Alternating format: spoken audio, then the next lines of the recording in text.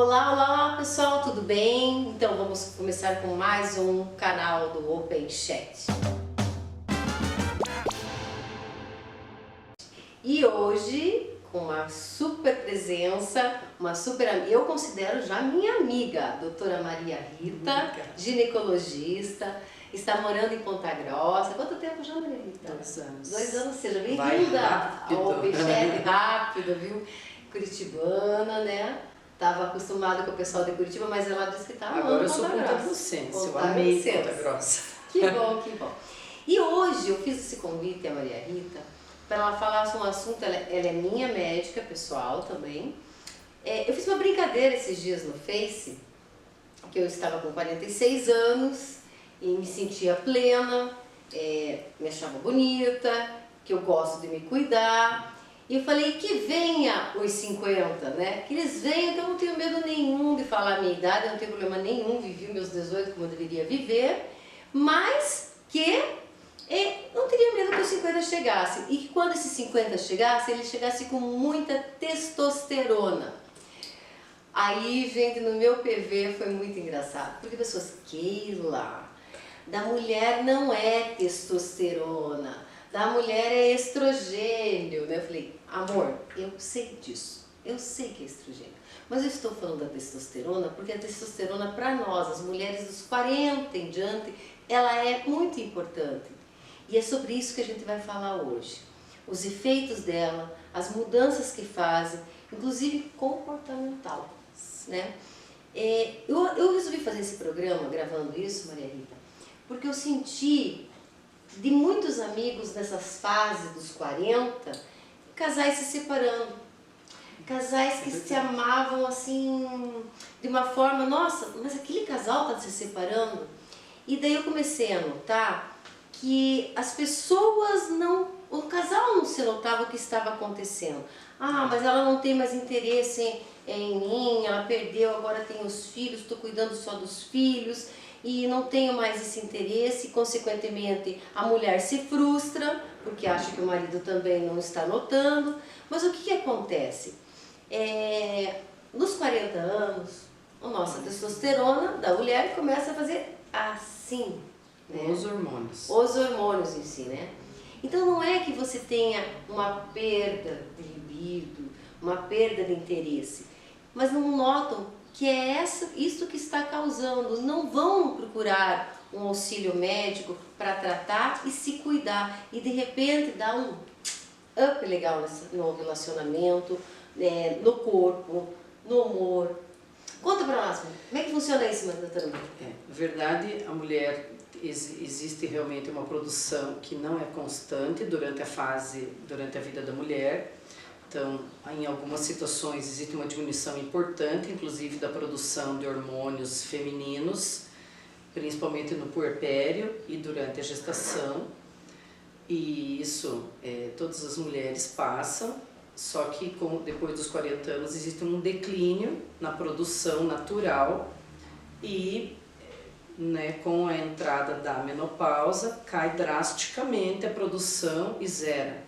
Na verdade, o estrogênio é o principal hormônio feminino, depois a progesterona e a testosterona, que é produzida pelos ovários e pelas suprarrenais, que são duas glândulas que parecem chapeuzinhos em cima dos rins.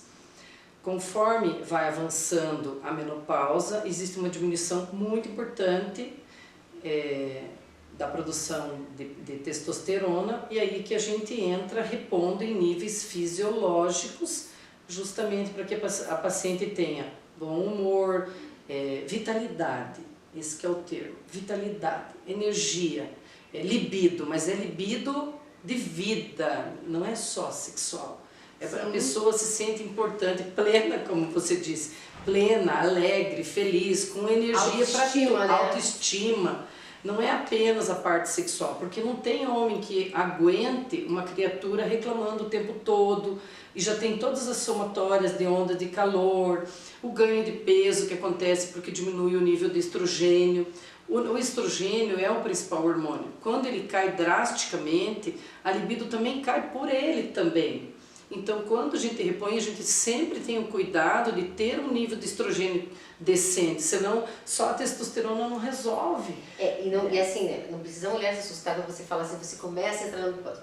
O corpo, viu, é a mesma coisa assim, você começa lá, aos 18 anos você está no top, no auge, né, dos hormônios. Eu até brinco quando eu entro no quarto dos meus filhos, digo, meu Deus, quanto cheiro de hormônio nesse quarto, né, porque são fases que a gente vai virando, né, eu digo quando não é cheiro de hormônio, é cheiro de cerveja, né, quando volta das roupas em festa. É uma fase muito gostosa. Mas enfim, é a mesma coisa quando a gente fala da pele. A mulher vai chegando ali nos 25, a gente diz assim, gente, depois dos 25 você vai ver o que acontece, né? Porque até os 25, inclusive, quando a gente tem filho, antes, a tua recuperação é muito rápida, muito fácil, tudo muito mais fácil. Mas aos 25 você começa a sentir. Então chegou nos 40, não é que você tá na menopausa. Você nem sabe se vai passar. Por exemplo, a minha mãe, ela, na menopausa dela, ela não teve nada, absolutamente nada. Mas 90% das pacientes têm sintomas. 90% sim, mas o que eu digo que começa, se você faz o teu preventivo, eu faço todo ano, né, amiga? Eu peguei os dois exames dos últimos anos, assim, pra gente ver em que grau tava. Esse negócio da testosterona. E quem me contou isso, quando eu procurei a Maria Rita, foi uma amiga minha, falou, Keila, tô usando uma pomada, gente, pomada. Tô usando uma pomada assim, assado e tal, e deu um up no meu casamento, fiz uma lua de mel maravilhosa. Daí eu falei assim, mas por que acontece isso, né? Fui lá na doutora Maria Rita e nós começamos a conversar. Daí ela me contou, Keila, hoje tem mulheres com 70 anos, com uma vida sexual felizes. A pele, inclusive com maridos mais novos, com autoestima. E pronto, e a vida continua. É que assim, é tudo uma questão, a gente tem que ter bom senso. Tem pessoas que a gente não pode repor hormônio na menopausa. Existem uma série de critérios que a gente precisa utilizar para que isso seja possível. Mas a tendência hoje é utilizar a menor dose de hormônio possível para ter o resultado que a gente espera, de umidade vaginal, diminuição das ondas de calor, estabilização do peso. O hormônio engorda. Gente, o que engorda é o hipoestrogenismo, é a falta do principal hormônio. Quando esse principal hormônio declina, a gente perde a cintura, muda a conformação, digamos, a silhueta. Todas nós vamos passar por isso. E assim, mas a gente vai suavizando isso. A gente não tem como fazer milagre, é lógico. Mas, por exemplo, quando a gente repõe o hormônio, continua a produção de colágeno. Mas não zera na menopausa? Não zera, mas também você não tem como fazer milagre, claro.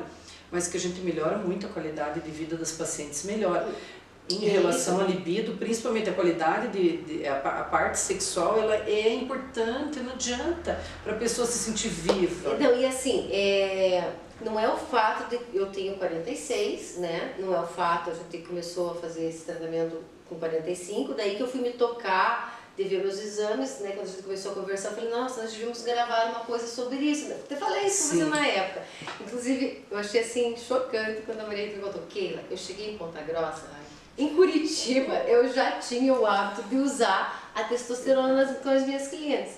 Aí eu fui nas farmácias de manipulação. O pessoal ficou chocado, né? Eles não tinham esse hábito aqui em Ponta Grossa desse uso. Isso é uma coisa cultural. A gente, e também tem a ver com a formação médica.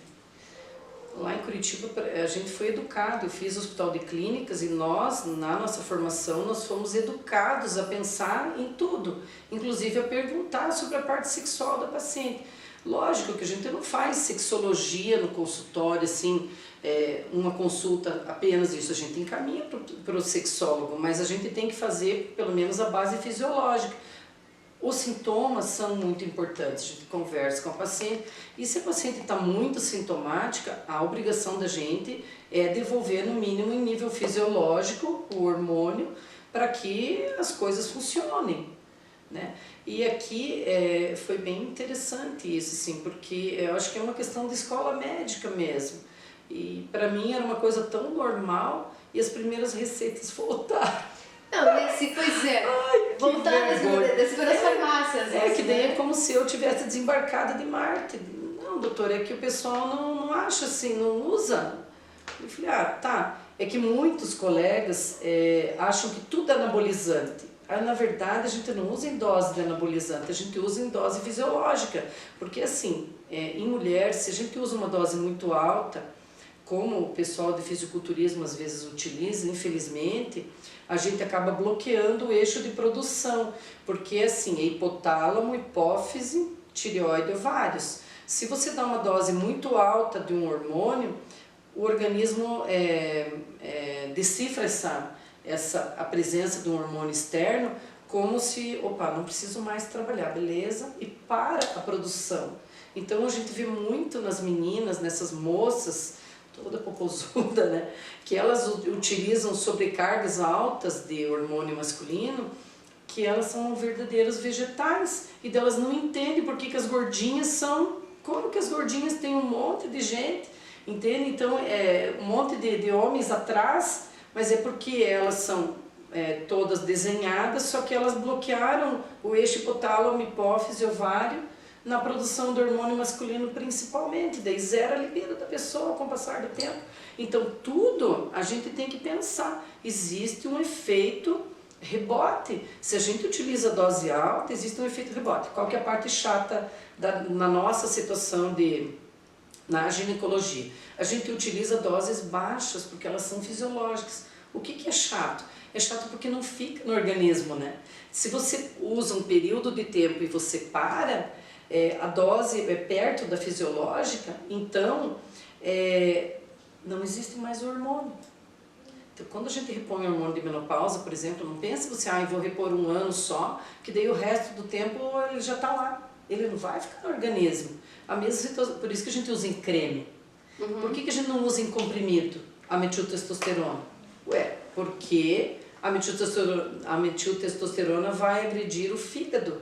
E daí a pessoa não vai poder usar para sempre aquilo. E qual que é a ideia da gente? A gente tem que melhorar e manter o padrão.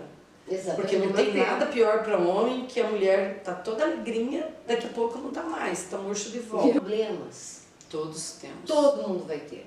Eu digo que o meu lado espiritual fala. As pessoas neste nosso plano, elas podem ter 3 tipos de problemas. Ou vai ser de saúde, ou vai ser de financeiro, ou vai ser de relacionamento sentimental. Quando a pessoa tem os 3, você não tem o que fazer, meu amigo. Reze, dobre teus joelhos e vá rezar, vá orar. Tô brincando. Mas tem solução para tudo. Eu só digo que a gente não tem solução para a morte. E se você pode fazer na tua vida melhorar a tua qualidade de vida, eu acho que a tecnologia hoje existe para isso, né? Triste e pobre de nossas avós, bisavós que não descobriram a testosterona a tempo de saber, né? E tinham muitos filhos, as situações eram, né, eram bem outras. diferentes. Quando a Maria Rita falou assim, Keila, eu não me sinto com 46, mas sou perfeitamente amiga dos amigos dos meus filhos. Sim. Tô mentindo, minha filha? Ó, minha filha tá aqui atrás das câmeras. Tô mentindo, minha filha? Sou muito amiga dos amigos dos meus filhos. E não me sinto com 46, mas eu cuido da minha qualidade de vida. E tudo que eu puder fazer, que isso me traga bem-estar, eu vou fazer. Ai, Keila, mas não deve fazer cirurgia plástica. Por que não deve fazer? Se eu me sinto bem, né? Tem um monte de amigas minhas que colocam prótese. Eu fiz 2 vezes redução. Porque eu acho que eu tenho que me sentir bem comigo mesmo. Então eu tenho que cuidar do meu humor, eu tenho que cuidar do meu corpo, eu tenho que cuidar da minha pele, porque eu já tenho 46 anos, né? E as pessoas falam assim, Keila, mas o que você faz? Eu faço tantas coisinhas básicas, né, que a gente também tem que cuidar para não exceder. Mas uma delas foi o uso da testosterona. Sabe qual foi as transformações que eu senti? A minha autoestima melhorou muito, muito. Alegria, né? A minha alegria. Eu não faço, a minha disposição, se eu contar para vocês que agora, nessa fase política, inclusive, que eu ando, às vezes eu durmo 2, 3 horas por dia. Lógico, né? No dia seguinte, quando eu chego, eu já tô cansadinha, mas não tem aquela ansiedade em dormir. Eu já não quero perder tempo, a verdade é essa. Melhorou isso, eu achei que melhorou... tinha algumas coisas que a gente ficou cuidando, né? Que não... As pessoas podem achar, mas vai sair muito pelo, ou vai... espinhas, um pouco pouquinho mais de oleosidade na pele, né? Alguma coisa assim. Mas o que eu faço junto com a Marina? Eu faço exames constantemente de sangue para A gente tem que ter uma vigilância. Claro que se a pessoa tem a pele bem oleosa, você não vai devolver. Você não tem que devolver, porque na verdade ela já tem um nível alto.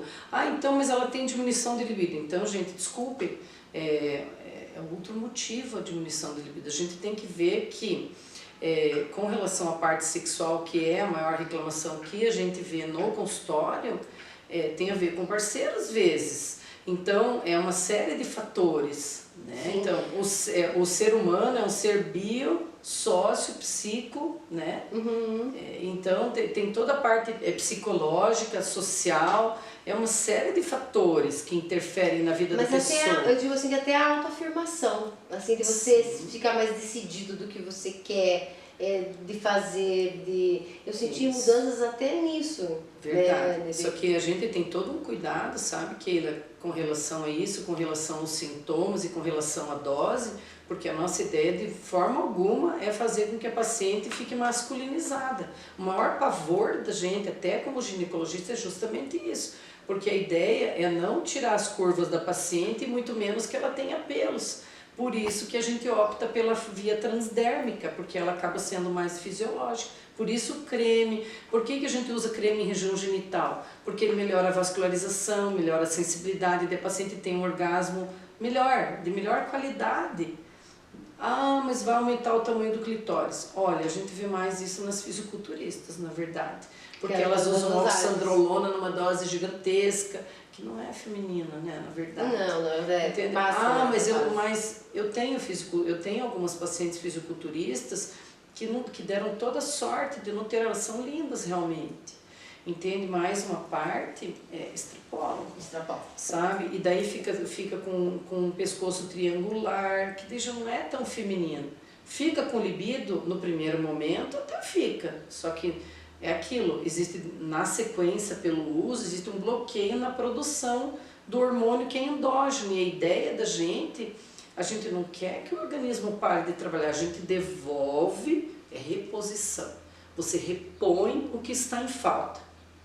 Mas assim, tudo dentro de um padrão muito devagar, muito pequeno. E o cuidado que a gente tem com isso é só eu fazendo os exames de sangue, né? Você perguntar, mas como que é? Não, é uma pomada que você usa na parte interna da coxa, lava muito bem as mãos depois, né? Na parte interna ou na região genital, que usa ela. Então eu acho assim, quando você tem meios de melhorar a tua qualidade de vida, tem que melhorar. Você tem que melhorar, você tem que procurar, você tem que ir de atrás, veja se realmente é isso que está acontecendo. Eu vejo alguns casais, amigos que a gente tem assim no nosso círculo, não no nosso círculo, né? Porque eu converso com muita gente, eu tenho, eu não aguento mais, estou me separando. Você já viu isso? Você já viu, você tem um companheirismo de 20 anos com a pessoa e de repente acabou. Às vezes é uma coisa tão boba que vocês não estão, nem o esposo está percebendo e nem a mulher está se auto-percebendo. Ela acha, criou os filhos, já estão formados, acabou a vida. Não, gente, você tem aí que está começando a tua vida. E na menopausa, nessa fase da mulher, é justamente quando tem a síndrome do ninho vazio, né? Então a mulher, ela passa por um momento difícil, inclusive no psiquismo. Então, o companheiro é bem importante, mas ela também, tem pacientes que não podem repor, sabe, Keila? Aí a gente tem todo um outro trabalho, existem terapias alternativas, claro que elas não são tão eficientes. Hipotireoidismo, alguma coisa nesse sentido? Tratam o hipotireoidismo, mas tem pacientes que tiveram, por exemplo, câncer de mama, câncer de fígado, transplante, daí essas pessoas não podem repor. Tem algumas doenças que a pessoa não pode repor, tá? E daí faz o que com a pessoa? Faz todo um tratamento emocional, aromaterapia, uma série de outras alternativas que tem. Sabe? Claro que quando a gente usa os hormônios sintéticos, eles acabam sendo melhores mesmo. Você vê o resultado mais rápido, entende? Mas tem situações que não tem como. Não tem como. Então, tudo a gente tem que ter bom senso na vida. A Maria Rita é fantástica, gente, eu amo ela de paixão, né? Porque não foi também só testosterona, lembra do olhinho de... De aromaterapia. De aromaterapia. Gente, é muito bom a gente quando você consegue se sentir bem com você mesmo. Eu olho minhas fotos, esses dias eu postei no Facebook. Eu encaminhei você para uma colega que é aromaterapeuta, que é um barato ela é um barato. Então, cada um dentro da sua, mas a gente tem que ter bom senso. Isso é uma coisa que eu também choquei aqui em Ponta Grossa, é que eu também estava acostumada, que tinha uns colegas em Curitiba que trabalhavam concomitante com acupuntura. É medicina chinesa, gente, eu não tenho formação em medicina chinesa, mas eu tenho bom senso de saber que em algumas situações a gente não entra em campo, eles entram em campo. Ué, encaminha paciente, qual é o problema? O que importa é o resultado final. A pessoa vai lá, faz, mas eu tenho medo de agulha, eles fazem mocho, eles fazem um monte de técnica. Mas a pessoa tem que, o ser humano é integral, você tem que pensar em tudo ao mesmo tempo. Exatamente. Né? Então a gente às vezes lança mão de mais de um recurso. Verdade. Com certeza. A gente não pode repor hormônio, então vá para a acupuntura, eles dão um jeito de estimular, só que tem vezes que não tem bom resultado, tem vezes que tem... Isso a gente não tem como saber sem a gente tentar. Ai, que ótimo se a gente tivesse visão de raio-x, tudo. Eu sempre digo que o sonho de consumo era isso. E hoje está tão desenvolvido isso, né? Seja nessa medicina que a gente está falando, ortomolecular, acupuntura... Agora, até a barra de access, eu vou falar na barra de access, eu digo assim, mas quando as pessoas falam, mas o que é a barra de access? Eu não sei explicar. É que eles trabalham com meridianos de energia. Exatamente. Porque nós somos um campo de energia. A gente, como médico, a gente não tem essa formação na faculdade de medicina. Mas a gente tem que ter bom senso. Como que pode a medicina chinesa funcionar? Eu me lembro que uma das coisas assim que eu era bem recém-formada e uma paciente minha, esposa de jogador de futebol, foi para a China. E ela ficou grávida, toda feliz da vida, ela me ligou, Maria Rita, fiquei grávida, e agora? Pego o avião para o Brasil? Deu, lógico que não, tá maluca? E teu marido? Como que você vai largar teu marido aí? Ficou doida? Não, vai ficar aí. Pois é, não, vai dar tudo certo, imagine. Não tem fundamento uma coisa dessa. Ótimo, estava tudo lindo e maravilhoso. Até que ela fez apendicite na gravidez, que nenhuma de nós está livre, né? Apendicite, colicistite, né? Às vezes tem pessoas que têm cálculo de vesícula biliar, às vezes tem que ser operada durante a gravidez. Essa é a nossa conduta na medicina tradicional, não da medicina chinesa. Não, e daí? Eu quase tive, por sorte, o técnico deles era um ex-técnico de futebol de Curitiba, do Atlético Paranaense, e o filho dele, por coincidência mesmo, a gente conhecia eles, né? Com meu marido, e daí eles me deram o telefone pro técnico, liga para Maria Rita, fala que você é pai do fulano e tal. Daí ele me explicou toda a situação com o intérprete, tudo dele, Maria Rita, e agora faço eu o quê? Eu sou responsável pelo rapaz, mas ele tem um passe, eu sou o técnico, eu que fui responsável por tirar o rapaz do Brasil. E o que eu faço? Olha, eu acho melhor vocês acatarem o que o médico fala. Vocês acreditam que não aconteceu nada? Ela foi tratada pela medicina tradicional chinesa e não aconteceu absolutamente nada. Eu já estava chorando, né? Eu falei, meu Deus, ela vai entrar em septicemia, vai estourar o apêndice da mulher, ela vai morrer bebê. Não, errou. Isso foi o primeiro tapa assim na minha cara com relação à medicina chinesa. Eu falei, opa, eu acho que a gente se acha muito importante e a gente não detém, ninguém detém todo o conhecimento. Exatamente. Foi a primeira vez que eu vi. Tá tanta coisa na medicina que está entrando, né? Exatamente. Então, isso foi uma lição para mim, sabe? Quanto foi fantástico. Depois nasceu o bebê, que ela colocou o nome de Sol e de Lua em chinês, que não lembro. Mas eu fiquei, eu falei, nossa, mas perfeito, deu tudo perfeito. O que prova que, assim, existem várias alternativas, existem várias condutas. E todos nós sempre achamos que cada um defende o seu ponto de vista. E na reposição hormonal na menopausa também não é diferente. Há quem é contra. Claro, o paciente que repõe dá mais trabalho. Eu acho Você assim tem que que elas cuidar pensam. O que mais. que a mulher pensa? A primeira coisa que a mulher pensa na reposição hormonal. Vou ter câncer. Não, vou ter Não câncer, é. vai sair um monte de pelos no meu corpo. Não é assim. O que mais que a mulher pensa? Vou engordar. Vou engordar. Que também Coisa não é. de vó, né? Tô falando, você lembra da coisa de vó. Vai ser um monte de pelo no teu corpo. Mesmo você não fazendo, vai ser do mesmo jeito, amiga. Né? Na verdade, assim, a natureza é implacável com nós, conosco. Isso não tem o que fazer. A gente tem que aceitar, assumir a parte boa da maturidade. A gente vai contornando na medida do possível, mas não temos mais como ficar com cara de 18. Mas isso não tem mais volta. Esses dias eu coloquei lá no meu Face, eu coloquei uma foto minha, assim, as minhas evoluções, porque falava, você já teve cabelo comprido, né? Porque faz tantos anos que eu tenho cabelo curto, né?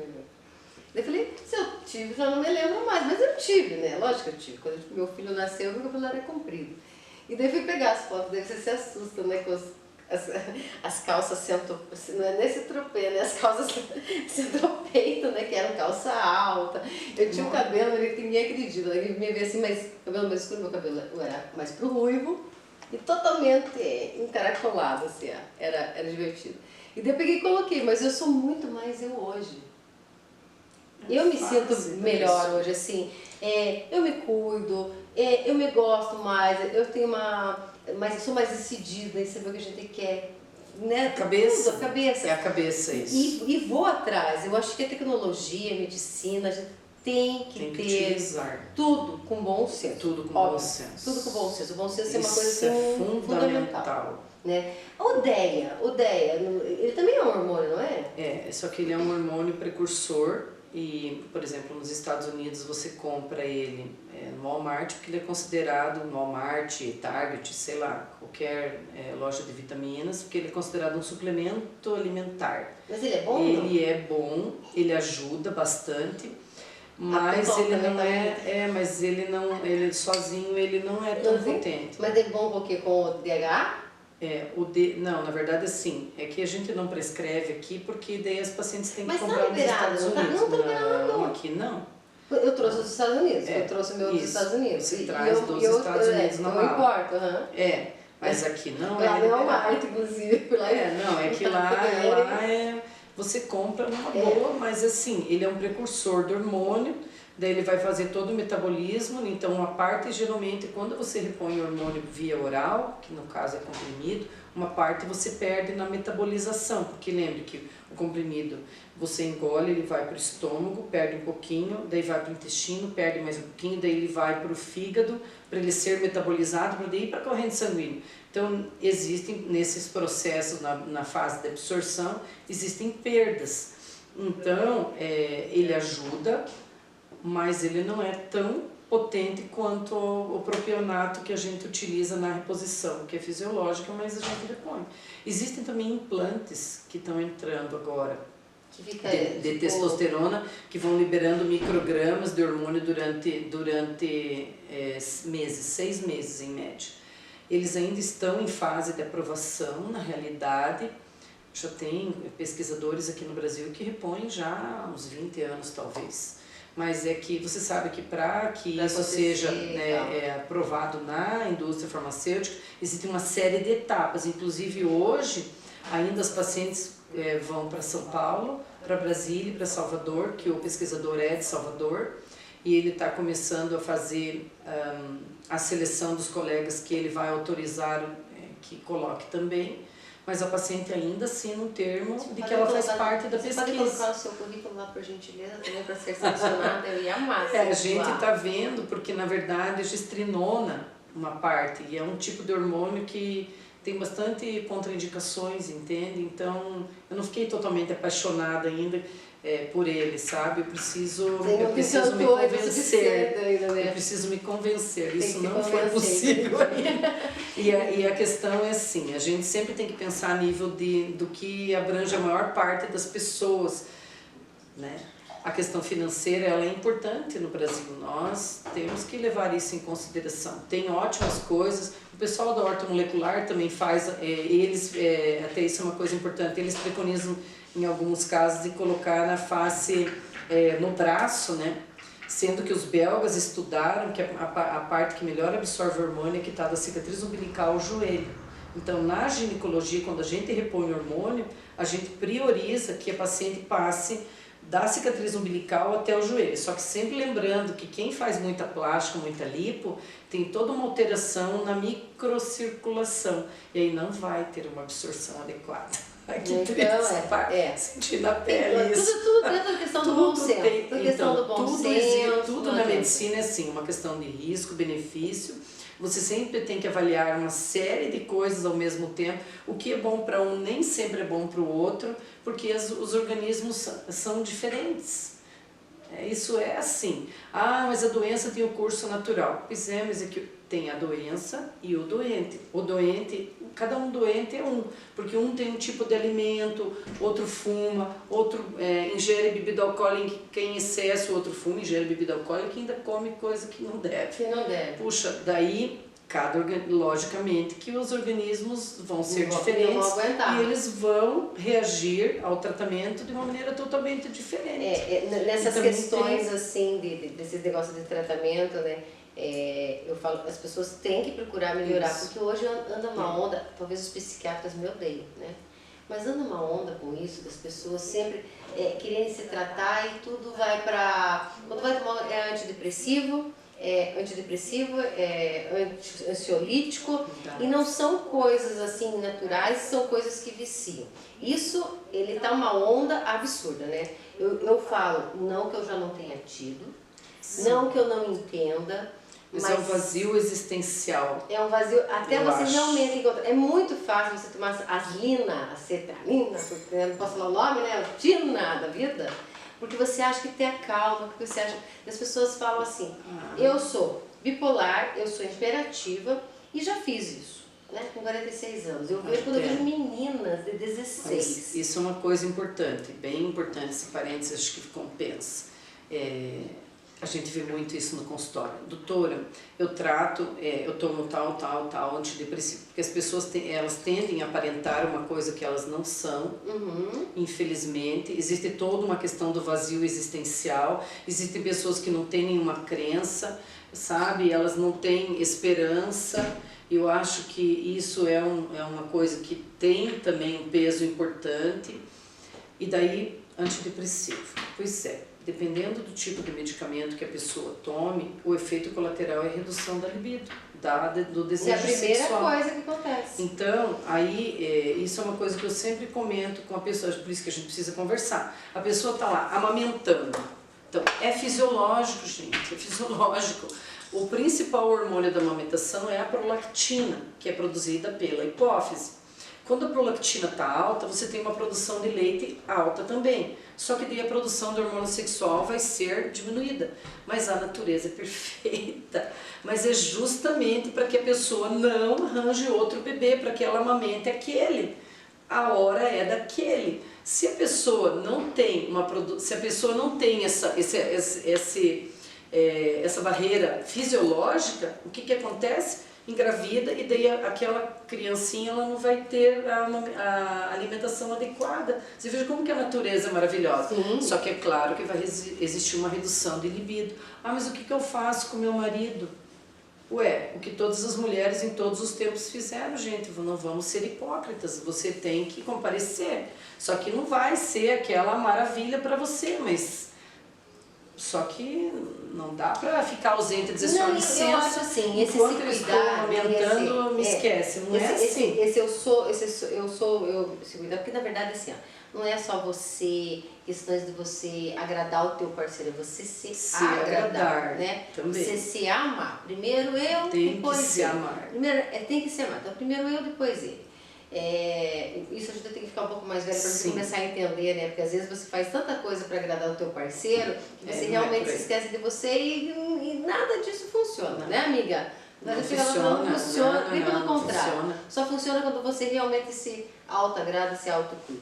Então esse negócio de remédios, assim, eu vejo, até uma outra amiga minha que é médica, um dia falou que ela vai lá e toma o triptofan, que ele vai estimular no cérebro a serotonina, aquelas coisas todas, né?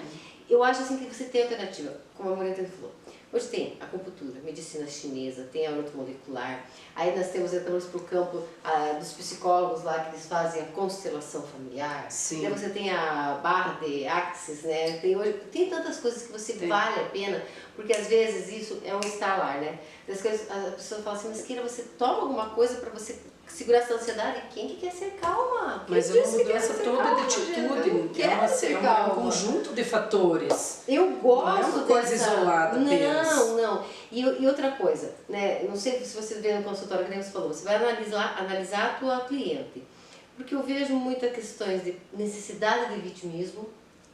A pessoa precisa dessa coisa de ser a vítima, né? E eu falo às vezes para amigos meus, eu digo, viu, chega de drama. Não faça do teu problema maior do que ele já é, né? Ou você vai ter uma resiliência e uma resignação em aceitar e trabalhar esse problema, porque eu já disse, gente, sem problemas ninguém vive. Mas é que tem gente que faz questão disso, é a manutenção. Exatamente. Daquela situação. Então, se você e que a pessoa tem alguns ganhos em cima disso. Exatamente. E daí não cabe a gente discutir, porque a pessoa precisa acordar. Mas você como médico, quando a cliente chega lá, você tem essa empatia de você sentir qualquer necessidade. É porque daí a gente conversa e pergunta, né? A gente faz uma série de perguntas, né? E às vezes elas acabam contando. Por exemplo, uma coisa que abaixa muito a autoestima da mulher, e isso interfere inclusive na parte sexual, é a mulher descobrir traição, porque eu sempre digo, é uma questão fisiológica. Para a mulher é importante a cabeça.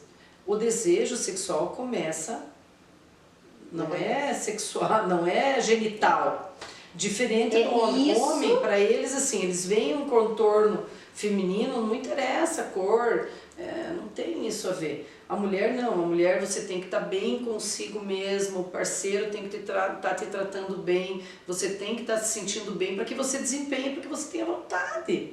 Homem não, né? Eu tenho assim, ó, é o bom senso que tem que falar na mulher, é o senso de ser realista com você mesmo. Cai na real, para de ser vítima. O que você está errando? Porque daí acontece assim, né? Daí ela se separa. A mulher se separa, o que acontece? Ela vai cortar o cabelo, ela vai pintar o cabelo, ela vai fazer lipo, ela emagrece um monte, ela vai cuidar da... Por que não fez isso antes? Por que deixa acontecer? Então tem que acontecer, então você tem que ter bom senso. A gente vê muito isso no consultório. A gente tem que ter uma autocrítica tua de ver o que está acontecendo, o que está errado, para não deixar acontecer. Porque depois acontece isso. Aí ela se separa, nossa, ela vai ficar dela, ela se transforma, né? Ela emagrece, ela faz lipo, ela se cuida. Então não dá para deixar acontecer isso. É muito importante procurar ajudas antes do acontecer. Você se cuidar, você se amar, como eu disse. Você não precisa chegar nos teus 46 para você se descobrir que você é mais importante que o teu parceiro. Porque você estando bem, você vai fazer bem para o teu parceiro. Sim. Essa é uma sequência. E isso é dos dois lados. Essa transição é importante, porque nós não somos mais os mesmos de 5 anos atrás. Não. Então existe toda uma evolução na cabeça da gente e tudo. Por isso que a gente vai procurando alternativas. Errei, puxa, errei. Bom, então aprenda com o erro. Tá? O que foi que a gente errou? É isso que é importante no crescimento da gente, como pessoa. Eu assim, Marisita, eu sou extremamente moderna, eu sempre falo. Gente, eu não... A tecnologia, como eu digo, até na minha doutrina, ela fala assim, tudo evolui. Tudo, ninguém fica no mesmíssimo. A tecnologia, o conhecimento que Deus nos dá, a permissão de termos, é a evolução dos tempos também. Só por isso existe. Quando fala pra mim, né, tem gente que vai me odiar quando tá falando isso, né? Eu não me sinto menos mãe por não ter tido parto normal. Aliás, eu tinha pavor de ter parto normal. Eu tinha pavor. Não tem nada a ver isso. Porque a primeira coisa que eu cheguei na época, meu médico falou assim, doutor, eu não quero parto normal. Porque parto normal pra mim, gente, é aquela mulher que realmente tem uma facilidade absurda que ela espirrou e nasceu. Aí é normal. Porque hoje, se você vai pro hospital, você vai tomar anestesia, vão te cortar do mesmo jeito e você vai levar ponto. Que normal é esse. Então eu vou pra cesárea direto. Eu não sei o que era estourar a bolsa. Eu tinha um medo, Margarita, que estourasse minha bolsa. Não. É que na verdade assim, para o bebê o melhor é o parto normal. Mas para a mãe nem sempre. E a gente tem que aprender a respeitar isso. As pessoas não são iguais. Eu não faço mais obstetrícia, mas durante o período que eu fiz, o meu acordo com os pacientes era assim: ai, doutora, eu quero saber se você vai fazer cesárea. Eu falei, se for necessário, e se você vê que você não tem emocional para fazer o parto, tudo bem. Mas e se você mudar de ideia? Eu faço parto, qual é o problema? A gente faz justamente com anestesia. Ah, mas no SUS não fazem com anestesia. Pois é, mas alguns lugares fazem sim. Sim, faz. Só que assim, você tem que fazer toda uma assistência, é uma questão, afinal de contas você fez o pré-natal da pessoa, você conhece o emocional dela, porque você ficou 9 meses, quase 8, talvez 7, depende, porque às vezes elas descobrem no 3º mês, até um pouco menos, né? 6 meses de pré-natal. Não importa, existe todo um conjunto de fatores que você leva em consideração. Tem a pelve, tem patologias que a paciente tenha, tem uma série de coisas que fazem com que a gente possa ou não indicar parto. E a mesma coisa com relação à cesárea. E a pessoa não é menos mãe por causa disso. A mesma coisa com relação à amamentação. Se não conseguiu, pronto, paciência. Paciência, fez a sua parte. Ah não, mas é que eu fiz redutora de mama, doutora, e agora que volta e meia ela chora. E agora nada. Pá, compra o leite, fala com o pediatra, explica a situação e pronto, gente, qual o problema? Eu acho que não tem que criar, né, essas coisas. Isso é um tipo de coisa assim. Eu até me preocupava na época, assim, que eu vi, eu até me preocupava quando o Fernando nasceu, até em função de dizer assim, eu tinha medo, né, que ele gosta de faltar oxigênio na hora, eu falava, não, eu quero meu filho assim, ele não tinha uma mancha no rosto dele. Foi perfeito. Eu falei assim, não quero passar por isso, não quero fazer causar esse sofrimento. Foi tranquilo, era uma criança extremamente, aliás ele é tranquilo até hoje, até demais. No Brasil, ele é muito tranquilo. Mas isso é uma coisa bem importante de deixar bem, então tenha filho no Brasil. Porque no exterior não é assim. E eles fazem bullying com a gente em congresso internacional, porque eles acham um absurdo o índice de cesáreas no Brasil, porque as pessoas, onde já se viu o paciente escolher. Gente, eu acho isso extremamente humano. Afinal, peraí, o corpo é teu, né? Você pode escolher o parto. Isso daí, aquele mesmo pessoal que é a favor do aborto, de matar uma vida, é a favor do parto. Poxa, como assim? Na marra? Não, na marra não. Se a pessoa se sente em condições... Existe forceps ainda? Existe. Por que a gente usa forceps em algumas situações? Para que o bebê nasça mais rápido, para acabar o sofrimento da mãe, para acabar o sofrimento... Não é uma coisa que você sabia que a gente pode alocar forceps em cesárea para você não fazer distensão de plexo? Não sei, minha mãe é traumatizada. E você coloca uma colher só para poder direcionar melhor a cabeça da criança, para você não arreganhar a barriga da paciente, não fazer um corte desse tamanho, porque está todo mundo preocupado com a estética hoje. Então existe uma série de indicações médicas, não é uma... Isso, na verdade, assim. é questão de cabeça, de dizer, eu não me senti menos mãe por isso. Faz 22 anos, né, meu filho vai fazer 22, foi pra mim em detalhe. Eu escutava mesmo falar assim, mas a parte normal você já sai andando, caminhando bonitinho. Gente, eu sei que andando, caminhando bonitinho, mas uma semana eu estava na praia. Mas eu estou na praia, mas eu acho que a minha cabeça era tão preparada, psicologicamente, que, assim, eu fiz os cuidados até, que minha avó na época me ajudava a cuidar, né, vó, né? Tem que tomar, lembra das garrafadas que falavam assim, as garrafadas? No 7º dia você tem que ficar num quarto, aquelas coisas. É divertido, gente, mas assim, eu não me sentia menos mãe por isso. E eu, uma semana depois, eu me cuidei, fui pra praia, aquela gestação final ali do prazo que eles dão da criança, eu tava na praia. Mas eu acho que psicologicamente eu me preparei tanto para isso que foi bem bom para mim. Mas mudando assim, voltando ao nosso assunto dos hormônios, Marianita, eu lembro que na minha primeira consulta, quando a gente conversou sobre isso, você perguntou do meu marido, né? A questão como que funciona pro homem isso. Então é assim, essa é uma preocupação. Agora a Rita andou fazendo umas palestras no Novembro Azul, que para muitos homens vão dizer assim, nossa, mas é uma doutora. Gente, foi muito legal essa experiência, adorei. Eu até brinquei para eles que foi uma visão ginecológica do Novembro Azul, mas eu acho que enriquece porque a gente tem um outro lado. O Zuro tem o lado deles e nós temos o nosso, porque nós convivemos com as mulheres. Então, uma das coisas que eu sempre pergunto para paciente, e que eu perguntei para você, que você ficou... como que tá a tua vida sexual? Ah, mais ou menos. E o marido, funciona, tá bem? Não. Ponto. Não foi eu que falei isso, tá, Não, gente? não, você. O marido, não, ela falou, ai, meu marido tá ótimo, meu Deus do céu, eu quero ficar melhor, eu quero ficar melhor. Mas às vezes a paciente repete assim, não, doutora, o meu marido não está bem, ele teve problema na próstata e eu tô quieta, eu amo o meu marido, deixa assim. Então, o que é o bom senso da gente como ginecologista?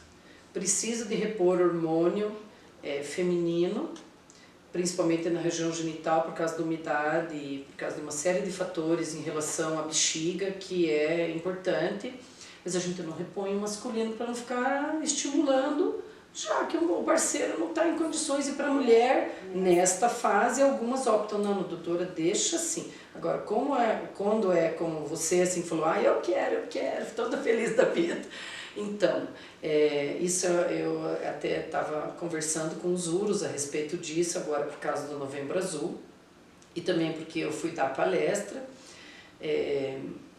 a reposição hormonal no homem. Então, a maior parte dos cânceres de próstata acontecem ao redor de 65 anos, e o padrão ouro para que os homens reponham o hormônio masculino, porque tem alguns que precisam, por diminuição de libido, estresse muito forte que fez com que isso acontecesse ao longo da vida dele.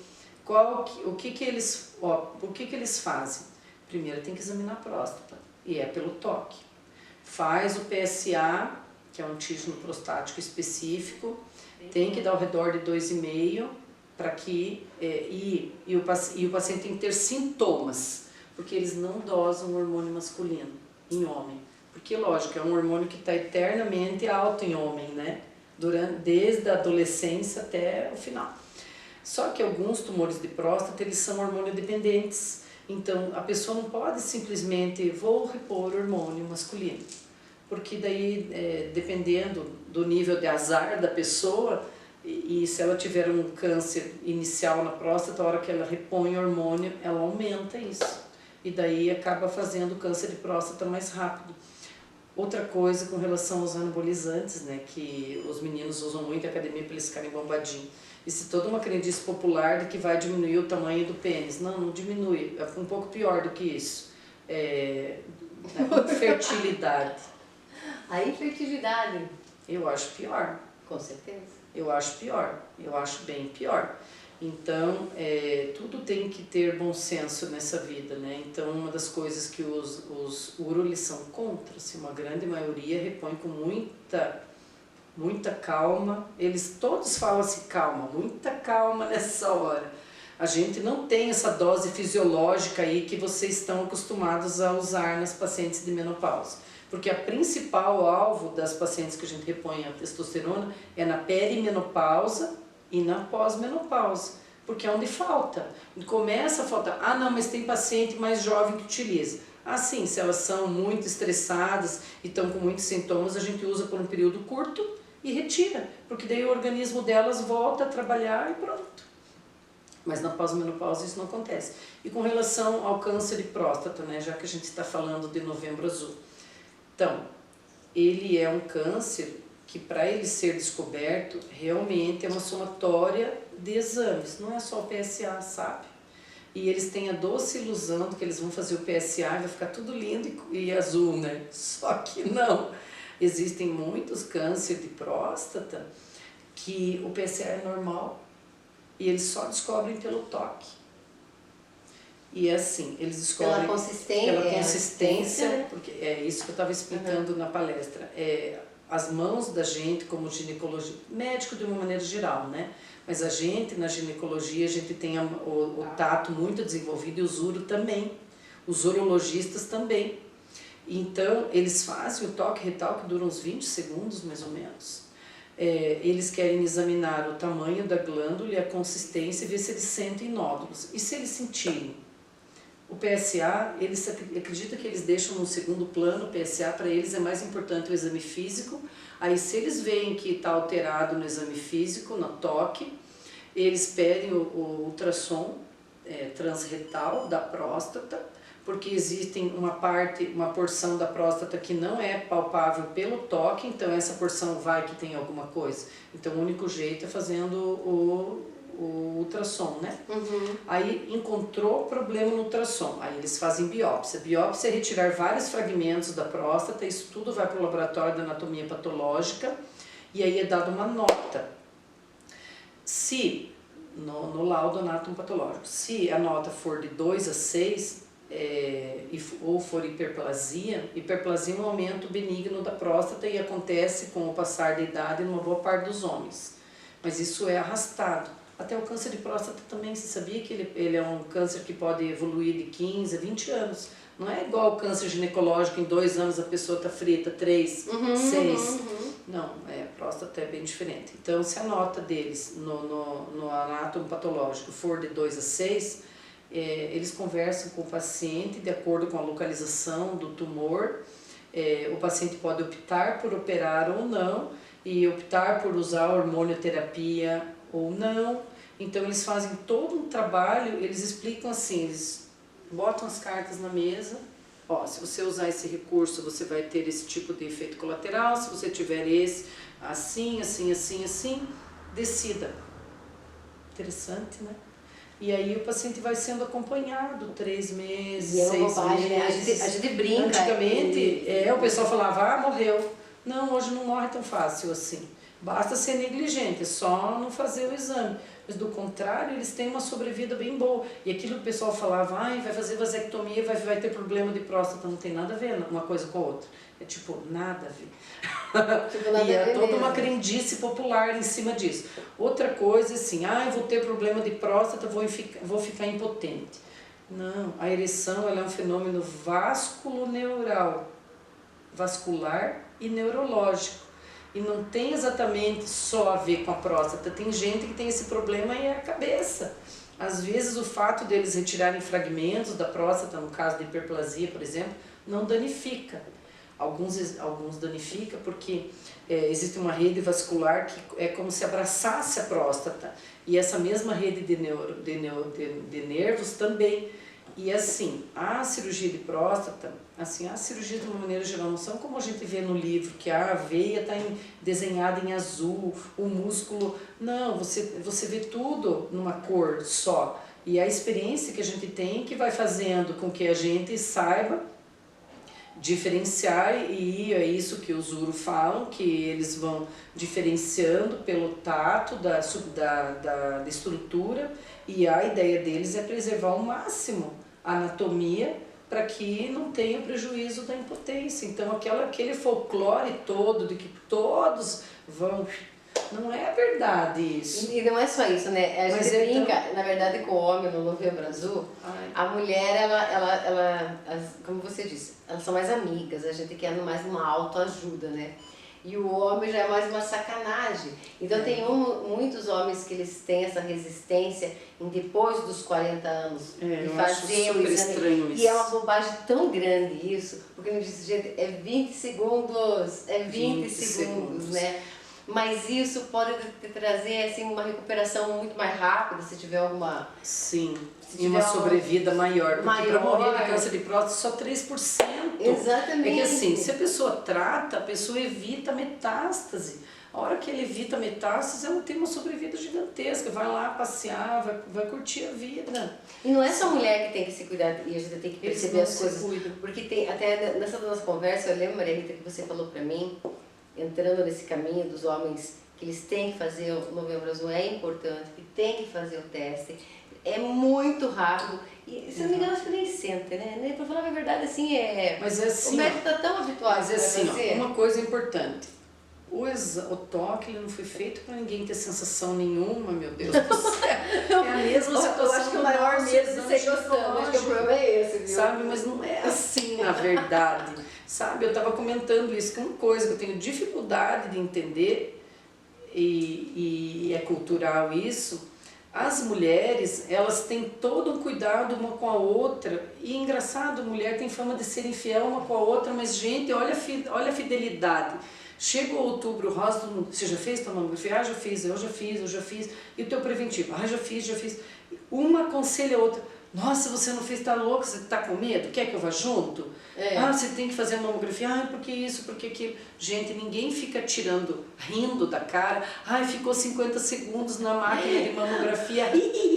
Não existe isso. Ai, teve que fazer o exame de preventivo. Mulher não faz isso. Olha como homem faz no Novembro Azul. Eu acho assim, que no Novembro Azul que eles tinham que parar com esse bullying. Com esse negócio de ficarem rindo um da cara do outro, porque um foi no urologista e o outro... E gostou ou não Gente, gostou, não né? tem que ficar perguntando se gostou ou não gostou. Tem que ser fiel. A maior prova da lealdade é justamente um se preocupar com a saúde do outro. Teve um grupo não meu que foi muito engraçado, né? Eu coloquei um o videozinho lá do gancinho, do sei lá o que era aquele bichinho, né, que eu tava lá. Aí teve um amigo meu que falou, eu falei assim, vocês já fizeram, meninos, né, nesse grupo que era de Eles trabalho? têm vergonha de falar vocês já um fizeram pro o outro. teste? Daí um amigo me falou, ah, fulano de tal foi. Ele gostou tanto de fazer que foi até em 3 médicos diferentes fazer o exame. Gente, é o próprio bullying. Eu não entendo isso, é difícil, porque a maior prova de lealdade é justamente um ajudar o outro. Ué, não são leais na hora de pescar, de mentir pra mulher, de beber, de viajar. Daí na hora mais importante, que é a da saúde, desleixo. Então é o seguinte, e bullying. Começar estimulando, tem que mudar a atitude, mudar o conceito. Eu acho que tem que mudar o conceito. É verdade. Mas olha, foi um papo muito legal, Margarita. Eu quero te trazer mais vezes com mais assuntos pra gente falar essas coisas das mulheres, tudo que você sente no consultório e traz, né? A gente fez uma miscelânea de assuntos, um apanhado, mas isso tudo é pra dizer o quanto é importante você se sentir, você estar bem com você mesmo. Hoje a tecnologia tá aí pra isso. Sim, a gente todo tem que samar. dia, né? Todo dia existem inovações. Eu quero sempre estar trazendo assunto para vocês relacionados a isso. Também vou trazer uma amiga nossa que eu adoraria que você e ela fizesse uma parceria. Tudo relacionado a isso. O que te faz bem e o que te causa um bem-estar não é caro, é necessário. E às vezes a gente gasta dinheiro em tantas outras bobagens, a gente não se cuida. Então, primeiro esteja você bem para você poder depois cuidar dos outros. Se você não estiver bem, você não pode cuidar de ninguém. Então, amiga, mais uma vez é um prazer estar com você aqui. Muito obrigada. Quero trazê-la outras vezes. E a gente, lá no Open Chat você pode fazer seus questionamentos, eu envio para Maria Rita, ela entra, bate papo com vocês e responde também lá, né? Sim. Gente, foi um prazer mais uma vez. Obrigada. Até o próximo Open Chat.